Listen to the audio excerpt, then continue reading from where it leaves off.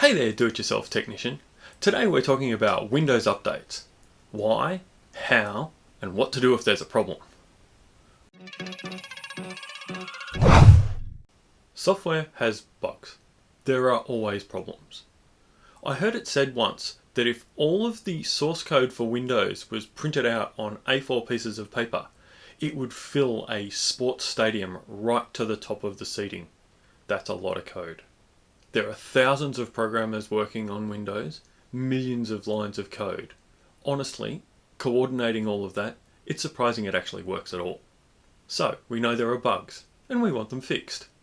That's what Windows updates are for.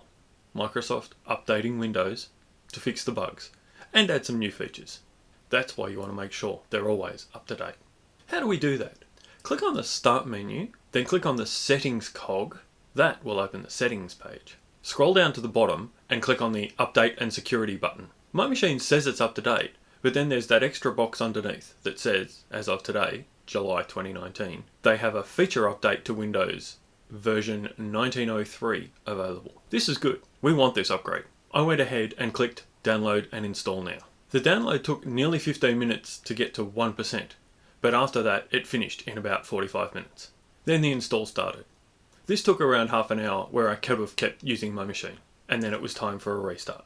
I had the option to restart now, schedule a time, or install the update overnight. I chose to schedule a time so that I could save this recording first. The system then reboots and continues the updates, possibly rebooting a few times in the process. I actually don't know how long this took. I walked away.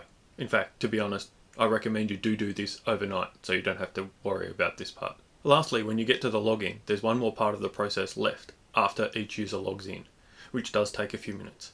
This will happen to each new user as they log in the first time. But most people only have 1 or 2 users, so that's not a real problem. Hopefully, your machine is now up to date. If not, keep watching and I've got some tips for you. If you aren't seeing the 1903 update, that can mean one of two things. Either it's already installed, or you've got some problems with your updates. The way to check which version you have installed is to click the Start button down the bottom and then type WinVer in the box beside it. WinVer, short for Windows version, and click Enter. This will pop up this box which shows the version before the upgrade as 1809 and here afterwards as version 1903. To find the current latest version of Windows at any time, just type Windows 10 latest version into Google or click the link up above here.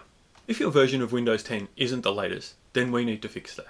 There are some serious security risks in some of the older versions, so we really want to get it updated.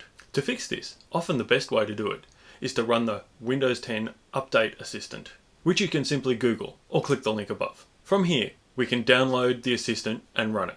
It will check your PC is compatible and has enough disk space available, and then download and install the update exactly as before.